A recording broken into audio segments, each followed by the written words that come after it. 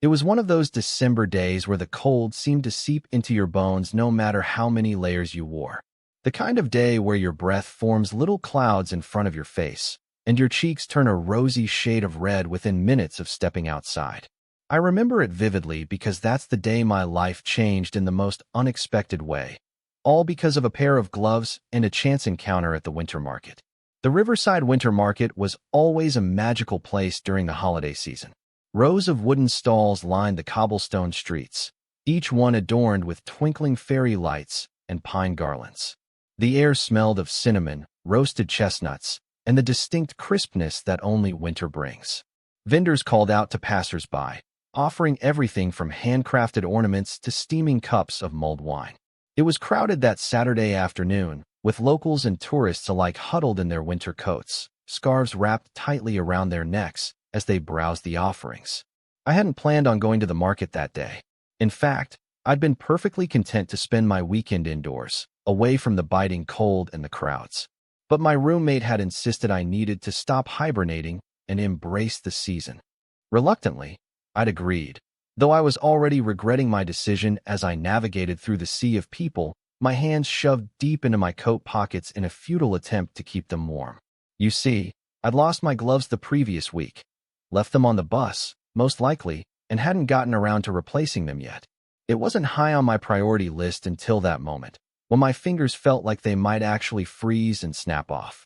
That's when I spotted a small stall selling handmade winter accessories. And there, hanging on a display rack, was a single pair of gloves, the last pair, as it turned out. They were beautiful, knitted in a deep forest green with intricate snowflake patterns woven in cream-colored wool. They looked warm, sturdy, and exactly what I needed. I made my way to the stall, eyes fixed on those gloves like they were the last lifeboat on a sinking ship.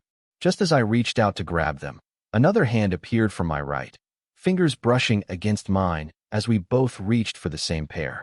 I turned, startled by the contact, and found myself looking into the most captivating pair of brown eyes I'd ever seen. "Oh, sorry," the stranger said with a smile that seemed to warm the air between us. "Looks like we had the same idea." I remember stumbling over my words, suddenly forgetting how to form a coherent sentence. Yeah. Cold hands. Gloves. Good. Smooth, Alex. Real smooth."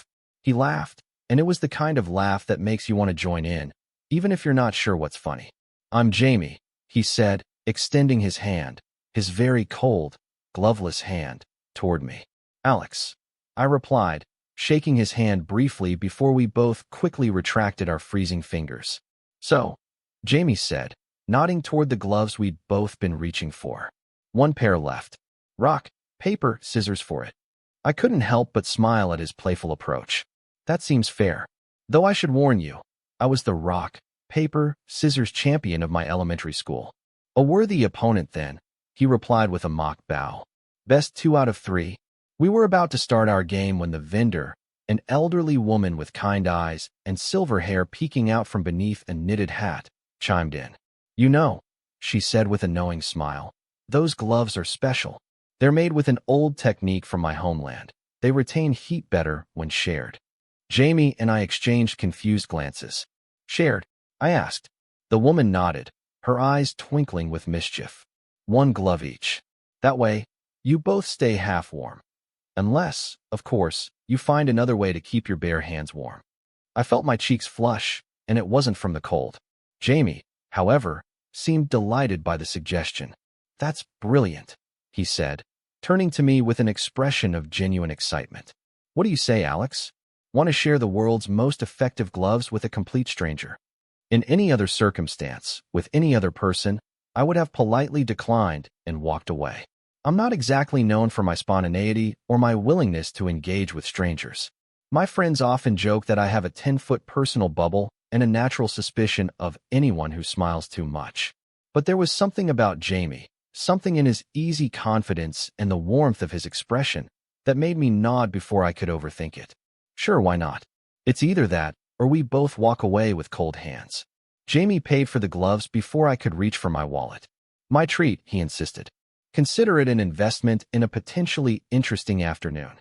The vendor handed over the gloves with a wink that suggested she knew exactly what she was doing. Jamie immediately held them up, examining them with childlike enthusiasm. Right or left? He asked. I'm right-handed, so left I guess. Perfect. I'm right-handed too, so this works out well. We each put on our respective glove, Jamie taking the right, me taking the left. The wool was soft against my skin, and I immediately felt the relief of having at least one hand protected from the cold. But now came the awkward part. What to do with our remaining bare hands? Jamie solved the dilemma without hesitation.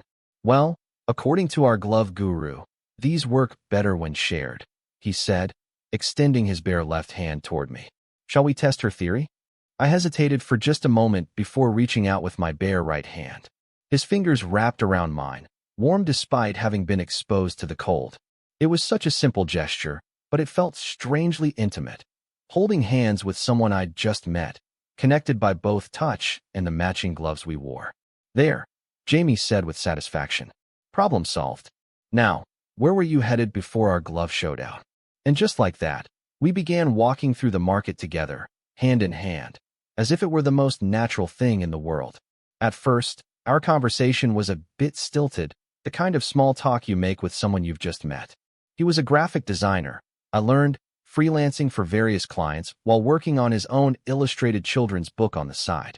I told him about my job as an environmental scientist, currently working on a project studying urban wildlife adaptation. So you're basically a squirrel stalker, he teased, giving my hand a gentle squeeze. Urban wildlife is more than just squirrels, I protested, though I couldn't help but laugh. But yes, I have spent an inordinate amount of time watching squirrels. They're surprisingly complex creatures. I believe it. I once had a standoff with a squirrel over a sandwich in the park. That little guy had strategies I never saw coming. As we wandered through the market, our shared predicament created some amusing challenges. Navigating through the crowd while attached at the hand required coordination we hadn't yet developed. We bumped into each other repeatedly, apologizing and laughing each time. When Jamie wanted to point something out on our left, he'd have to use our joined hands, pulling my arm along with his. When I needed to adjust my scarf, we had to perform an awkward dance to make it work without breaking contact. You know, Jamie said after we'd nearly toppled a display of handcrafted ornaments, I think we need a system. Maybe some kind of signal before we change direction. Or we could just accept that we're going to be a walking disaster for the duration of this glove-sharing arrangement, I suggested. Where's your spirit of innovation, Alex? I propose a squeeze of the hand means I'm about to move, and 2 squeezes means stop. We implemented his system, and while it wasn't perfect, it did reduce our collision rate significantly. More importantly, it added another layer of communication between us. Silent signals that became our own private language as we explored the market. The awkwardness of our situation gradually gave way to something surprisingly comfortable. There's something about shared adversity, even one as minor as navigating a crowded market while physically connected, that accelerates familiarity. By the time we reached a stall selling hot beverages, it felt like we'd known each other for much longer than half an hour. Hot chocolate, Jamie suggested, nodding toward the steaming cups being handed out to customers. Definitely. Though how are we going to manage holding cups?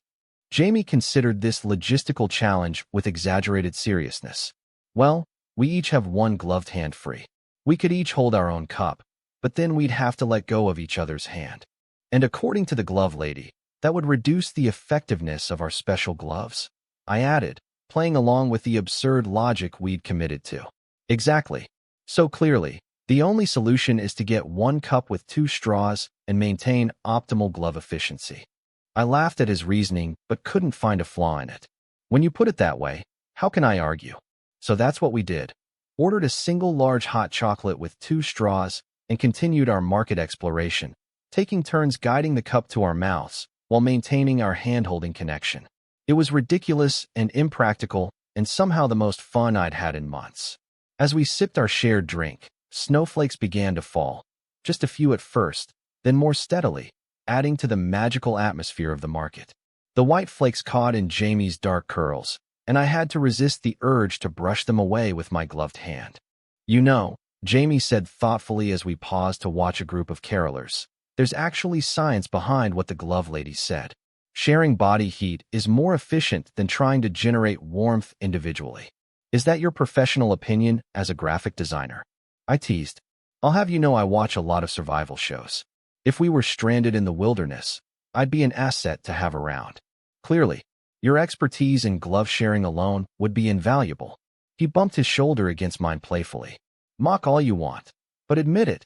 Your hand is warmer now than it would be if you were wearing both gloves yourself. And he was right, though not for the reason he implied. My bare hand, entwined with his, was indeed warm, but it had less to do with shared body heat and more to do with the way my pulse quickened whenever he squeezed my hand or brushed his thumb across my knuckles. There was a warmth spreading through me that had nothing to do with gloves or hot chocolate. As the afternoon progressed, our conversation deepened. We moved beyond surface-level small talk to more meaningful exchanges. Jamie told me about growing up with two moms in a small conservative town and how their courage in the face of prejudice had shaped his outlook on life. I shared stories about my tight-knit Filipino family, how my grandmother had taught me to identify edible plants, and how that had sparked my interest in environmental science. "Wait," Jamie said, stopping abruptly and giving my hand 2 quick squeezes as per our system. "Your grandmother taught you to forage, and now you study urban wildlife. Are you secretly some kind of city survivalist?" I laughed at his characterization. "Hardly, but I do notice things others might miss. Which plants are growing through cracks in the sidewalk, which birds are nesting in which trees. The city is full of life if you know where to look." "I'd like to see that sometime," he said, his voice softer. "The city through your eyes." There was a moment then, a pause in conversation where our eyes met, and something unspoken passed between us. The market around us seemed to fade into the background, the noise dimming as if someone had turned down the volume. It was one of those rare moments of connection that can't be planned or manufactured. It simply happens, catching you by surprise. The spell was broken by a group of children running past us, laughing as they chased each other through the falling snow. Jamie and I moved aside to let them pass, our hands still firmly clasped together. "So," Jamie said, clearing his throat, "I think we've mastered walking and drinking. Want to really test our glove-sharing abilities?" He nodded toward the small ice skating rink that had been set up at the center of the market. Several couples and families were already gliding across the ice, their laughter carrying through the crisp air. "Ice skating?" While holding hands and each wearing one glove, I asked incredulously. "That sounds like a recipe for disaster. Or an epic adventure," Jamie countered with a grin. "Come on, where's your sense of danger?" "I study urban wildlife, not extreme sports," I protested, though I was already allowing him to lead me toward the rink. "Consider it a scientific experiment. We're testing the hypothesis that 2 people with a shared pair of gloves can successfully navigate an ice rink without major injury." "And what's your control group for this experiment?" "Don't need one. This is qualitative research. Very cutting edge." His enthusiasm was infectious, and before I knew it, we were renting skates and attempting to put them on while maintaining our hand-holding connection. It was a comedy of errors that had both of us laughing until our sides hurt. Eventually, we had to admit defeat and briefly separate to get our skates properly laced. "I feel like we're cheating on the gloves," Jamie whispered conspiratorially as he finished tying his laces. "I won't tell the glove lady if you don't," I whispered back, enjoying the playful conspiracy we'd created. Once our skates were on, we rejoined hands and cautiously made our way onto the ice. I hadn't been skating in years, and my initial steps were wobbly at best. Jamie, however, moved with surprising grace. "You've done this before," I accused as he steadied me when I nearly lost my balance. "Hockey player in another life," he admitted. "Don't worry, I won't let you fall." And he didn't. For the next hour, we circled the small rink, our gloved hands clasped together on one side, our bare hands intertwined on the other. Jamie guided me patiently, offering encouragement and gentle correction when needed. Gradually, my confidence grew, and we were able to pick up speed, gliding in sync as if we'd been skating together for years rather than minutes. There was something exhilarating about the experience, the cold air on my face, the sound of blades cutting through ice, and the steady presence of Jamie beside me, his hand warm and secure in mine. I couldn't remember the last time I'd felt so present, so completely immersed in a moment. As the afternoon began to fade into evening, the market lights grew brighter against the darkening sky. We returned our skates and resumed our exploration, neither of us mentioning the fact that we could have easily purchased another pair of gloves by now. The truth was, I didn't want to. This strange arrangement had created a bubble around us, a shared adventure that I wasn't ready to end. We stopped at a food stall and managed to eat sausages in fresh bread rolls with one hand each, another logistical challenge that resulted in more laughter than actual eating. Jamie had a smudge of mustard on his chin that I impulsively wiped away with my gloved hand, the casual intimacy of the gesture surprising us both. "Thanks," he said softly, holding my gaze a beat longer than necessary. As we continued walking, our conversation turned to past relationships. Jamie told me about his ex-boyfriend, a musician who had eventually chosen his band's tour over their relationship. I shared stories about my own failed attempts at romance. The guy who couldn't understand why I'd want to spend a Saturday tracking urban coyote movements. The one who thought my environmental concerns were cute but impractical. "Their loss," Jamie said simply. "Anyone who can't see how passionate and interesting you are doesn't deserve your time." Coming from someone else, it might have sounded like a line. But there was a sincerity in Jamie's voice that made me believe he meant it. And that's when I realized what was happening. I was falling for a stranger I'd met over a pair of gloves. It was the kind of meet-cute that happens in movies, not in real life, and certainly not in my usually structured, predictable life. As if reading my thoughts, Jamie squeezed my hand gently. "I know this is probably going to sound crazy," he said, "but I'm really glad we both reached for those gloves at the same time. Even though it meant spending your afternoon attached to a squirrel-stalking scientist? Especially because of that," he laughed. "This has been the best unexpected date I've ever had." "Date?" I echoed, feeling my cheeks warm despite the cold. "Well, we've shared a drink, gone ice skating, had dinner. Sounds like a date to me. Unless," he added quickly, "you don't want it to be."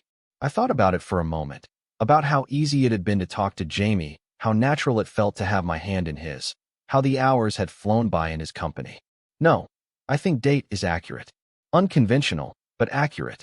His smile in response was bright enough to rival the twinkling lights surrounding us. As the market began to close, vendors packing up their wares and visitors heading home, we found ourselves reluctant to part ways. We stood at the entrance, still connected by our shared gloves and clasped hands, neither of us making a move to leave. "So," Jamie finally said, "I guess this is where we decide if our glove-sharing arrangement was a one-time thing or, I prompted when he trailed off. "Or if maybe you'd like to see me again. Preferably with 4 gloves between us next time, though I have to admit, this has been a pretty effective icebreaker." I laughed, feeling a mixture of relief and excitement at his suggestion. "I think I'd like that. Though maybe next time we could try an activity that doesn't require such careful coordination." "I don't know," he mused. "I think we make a pretty good team. But how about dinner?" "Friday night." "Friday sounds perfect." We exchanged phone numbers, which presented yet another logistical challenge with our limited free hands. Finally, with plans made for Friday, we faced the inevitable moment of separation, the removal of our shared gloves. "You should keep them," Jamie said, beginning to slip the right glove off his hand. "No, you paid for them," I protested. "They're yours. How about this? You take them both now, and I'll pick them up on Friday. That way you have warm hands until then, and I have a guaranteed second date." "As if you needed a guarantee," I said, surprising myself with my boldness. Jamie's expression softened. "Still, I like the symbolism. A connection maintained even when we're apart." How could I argue with that? I accepted both gloves, immediately missing the warmth of his hand in mine. We stood there for a moment longer, reluctant to break the spell that had enveloped us throughout the day. "Well," Jamie finally said, "I guess this is good night." "Good night, Jamie," I replied, already looking forward to Friday. He leaned in slowly, giving me plenty of time to step back if I wanted to. But I didn't want to. Instead, I met him halfway, our lips coming together in a kiss that was gentle and brief, but full of promise. When we parted, snowflakes were falling more heavily around us, creating a perfect cinematic moment that seemed too good to be real. "See you Friday, Alex," Jamie said, backing away slowly, his smile visible even in the dimming light. I watched him go, both gloves now clutched in my hands, my lips still tingling from our kiss. As I turned to make my own way home, I couldn't help but smile at the thought of what my roommate would say when I told him about my day. How a simple trip to the market had turned into the most unexpected and wonderful first date of my life. How sometimes, the best connections happen when you least expect them. like when two people reach for the last pair of gloves on a cold winter day. And as I walked home through the gently falling snow, I slipped on both gloves, feeling the warmth they provided. But it wasn't quite the same as when we'd shared them, when Jamie's hand had been in mine. Friday couldn't come soon enough. Total _char_count, 17,923.